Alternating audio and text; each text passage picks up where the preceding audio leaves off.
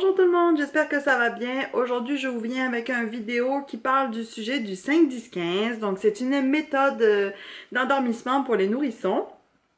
Et je viens vous donner mon avis. Tout d'abord, j'aimerais juste préciser que lorsque je parle de soins du nouveau-né ou de méthode ou de maternage, je m'adresse souvent de 0 à 6 mois parce que les besoins du bébé sont très simples et aussi, pour ceux qui allaitent, il y a un rythme biologique à respecter, puis pour ceux qui allaitent pas, il y a aussi un rythme qui est facilement compréhensible sur l'enfant.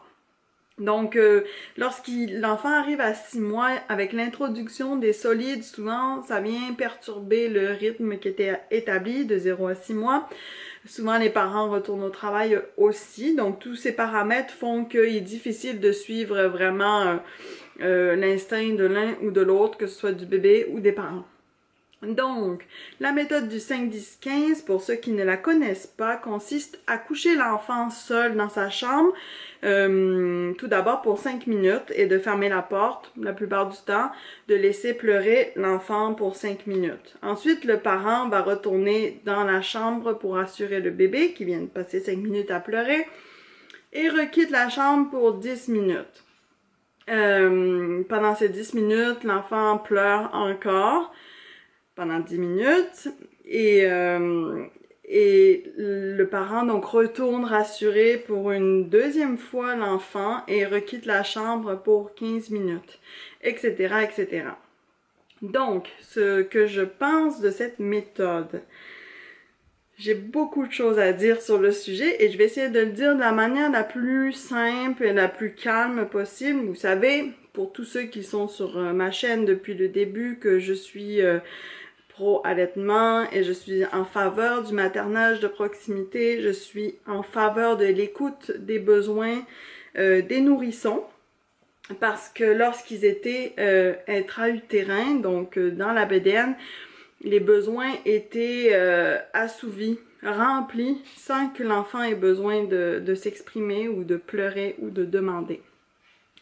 Et comme un enfant reste 9 mois dans un ventre, mon opinion à moi, c'est que les 9 mois suivants soient aussi simples pour un enfant que lorsqu'il est dans un ventre.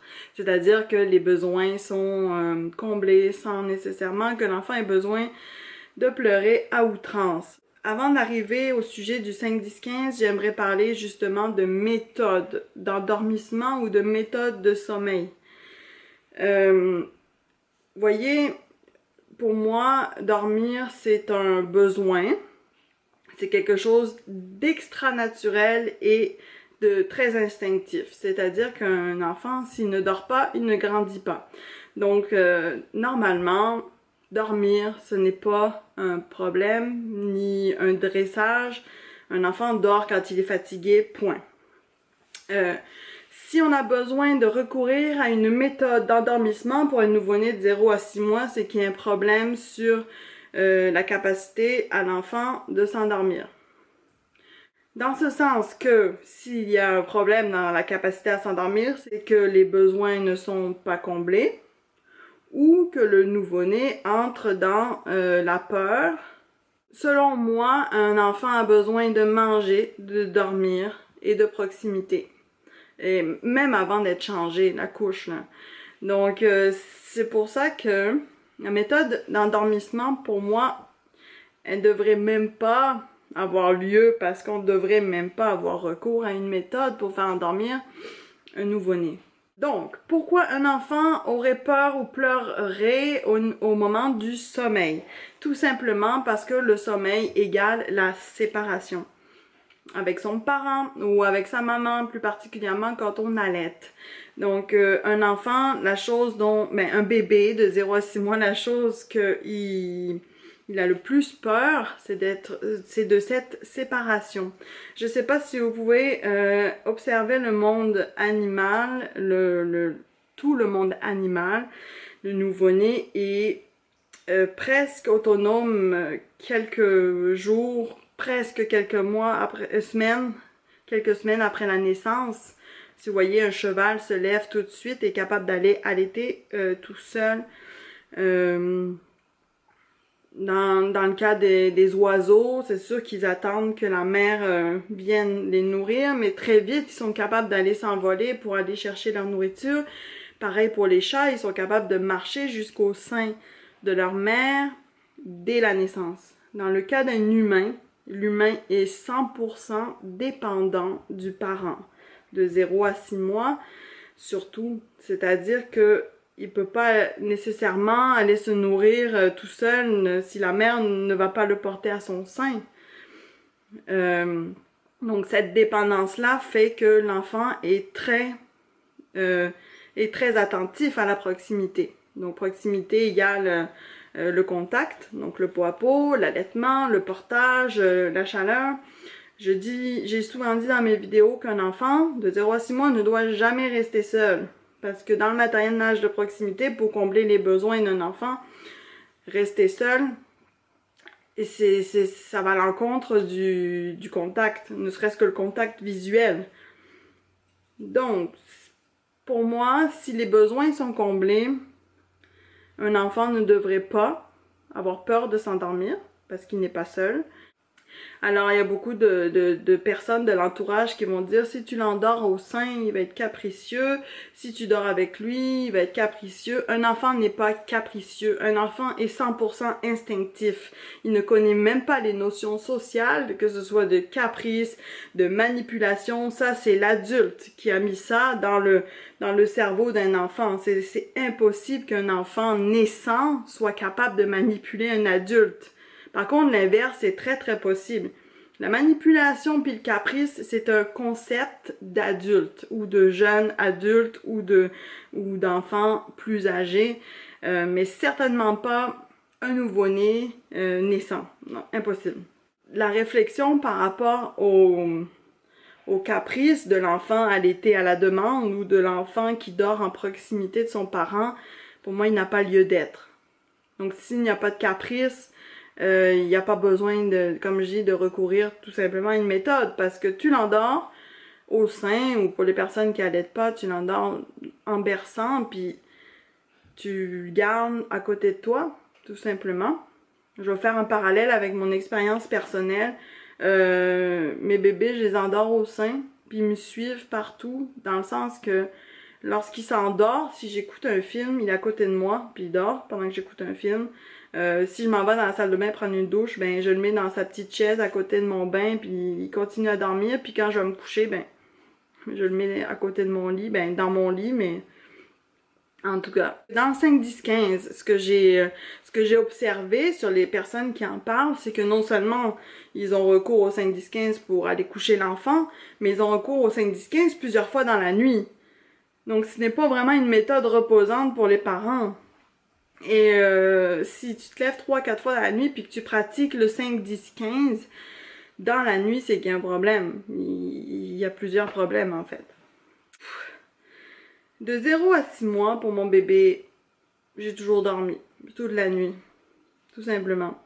Santé Canada recommande d'avoir, ou l'OMS, ou les deux, recommandent d'avoir l'enfant dans ta chambre pendant 6 mois. C'est vraiment une recommandation gouvernementale.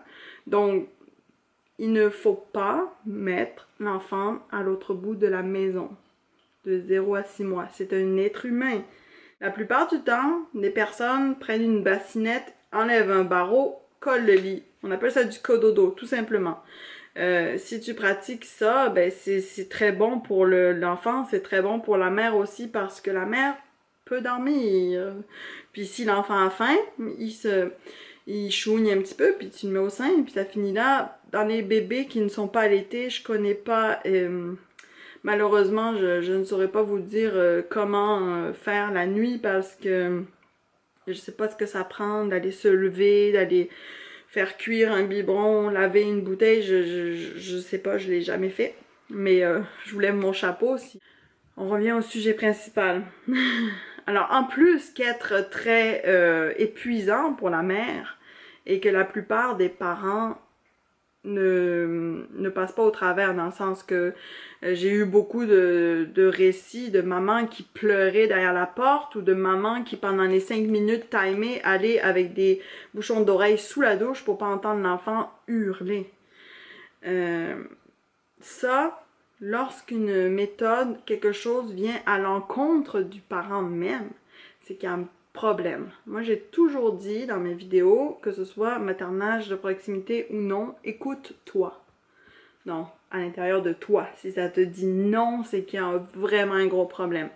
Donc, si tu pleures derrière la porte parce que t'es pas capable d'endurer 5, 10, 15, ne le fais pas. Surtout pas. Parce que non seulement ça cause... ben moi, je pense que physiquement, le 5, 10, 15 induit quelque chose de négatif à l'enfant, mais en plus, le stress que la mère va avoir pendant ça, ça va avoir des répercussions sur le reste de la famille. Et le 5, 10, 15, avec plusieurs autres enfants, je pense que c'est très difficile. C'est souvent pour le premier bébé que les personnes font ça parce que tout simplement, ils sont mal renseignés et on leur dit de faire ça, puis il y a des livres là-dessus, puis je sais pas comment le monde arrive à atterrir sur ce genre d'informations, mais c'est pas idéal du tout. Donc, ça devrait pas avoir lieu d'être. Ça devrait même pas être une méthode proposée ou même insinuée ou peu importe. Ça n'a pas lieu d'être. C'est juste comme, il faut skipper. De plus, un enfant qui pleure longtemps, il s'en va dans la résilience. Et la résilience pour un nouveau-né, c'est l'oubli de ses besoins, tout simplement. Donc, lorsque l'enfant est arrivé à l'oubli de ses besoins, mais tout le système biologique est débalancé, l'horaire des boires, tout ce qui est comme... Vous savez que la production laiteuse de la mère correspond exactement au rythme biologique de l'enfant. Donc, lorsqu'on vient troubler ce rythme biologique avec une méthode comme ça, d'endormissement très sévère, le rythme biologique de la mère pour la production de lait va être aussi chamboulé. Donc, ça a des répercussions vraiment en boule de neige qui peuvent être assez dévastatrices dans la confiance familiale. Une maman malheureuse, c'est toute la maisonnée qui est chamboulée. Je sais pas si je vais poster cette vidéo parce que c'est vraiment décousu. Si jamais ça se ramasse sur YouTube, ben j'espère que ça va servir à des familles. J'espère que, donc je m'adresse vraiment aux personnes qui sont en questionnement, les personnes qui font 5, 10, 15 et qui sont convaincues que c'est bon pour la famille, ben, mon vidéo a pas lieu d'être pour vous, donc vous pouvez skipper, merci. Pour les personnes qui sont en questionnement, qui se demandent si le 5, 10, 15 est bien pour vous, et j'espère que quand vous taperez 5, 10, 15 dans la barre de YouTube, vous atterrirez sur mon vidéo. Comme ça, vous aurez plusieurs opinions. Mais je m'adresse à vous, parents, parce que écoutez vos instincts et écoutez l'instinct de votre enfant. C'est le meilleur moyen de mettre une nouvelle génération sur cette terre. Si vous avez des questions, n'hésitez pas à m'écrire en commentaire. Si ça vous fait réagir, écrivez-moi aussi parce que c'est important qu'on puisse échanger sur le sujet. Le sujet est assez lourd. Si vous voulez une partie 2 où je développe ben, quelque chose, je développe un autre aspect de la discussion, ben aussi demandez-moi, ça me fera plaisir. Vous pouvez m'écrire en privé si vous avez besoin qu'on échange sur le sujet du dodo, du cododo, tout ça. Donc voilà, n'hésitez pas à vous abonner, je m'excuse si c'est un petit peu le bazar cette vidéo-là, et on se voit dans une prochaine vidéo. Bye!